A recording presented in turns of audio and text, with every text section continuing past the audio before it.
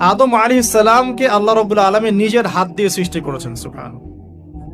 এখন আল্লাহ পাকের হাত কি, কেমন, কিভাবে ব্যাখ্যা করতে পারবো না, এবং এই ব্যাখ্যা করা আমাদের জন্য জরুরি নয়। আল্লাহ পাক যা বলেছেন বাস, কোনো কিছুর সাথে সাদৃশ্যপূর্ণ নয়, কোনো কিছুর এক্সাম্পল তার সাথে শোভনীয় হবে না। জাস্ট আল্লাহ পাক বলেছেন খলাকতু বিয়াদাই, আমি আদমকে সৃষ্টি করেছি আমার 2 হাত দিয়ে, বাস এই পর্যন্ত, ফুল স্টপ। এগুলো হচ্ছে কোরআন সুন্নাহর কিছু মূলনীতি। আল্লাহ পাক বলেছেন আর রহমান আলাল আরশ ইস্তাওয়া, রহমান আরশের উপরে সমুন্নত। কোন হালতে কি অবস্থায় আছেন ব্যাখ্যা করতে পারবো না, দরকার নাই, ফুল স্টপ। আদম আলাইহিস সালামকে সবচেয়ে বড় যে নেয়ামত আল্লাহ পাক দিয়েছেন সেটা হলো আদম আলাইহিস সালামকে আল্লাহ পাক তার পক্ষ থেকে ইলম শিক্ষা দিয়েছেন। সুবহান। আল্লাহ পাক প্রথমেই তাকে সৃষ্টি করে ফেরেশতাদেরকে দিয়ে সিজদা করার নাই।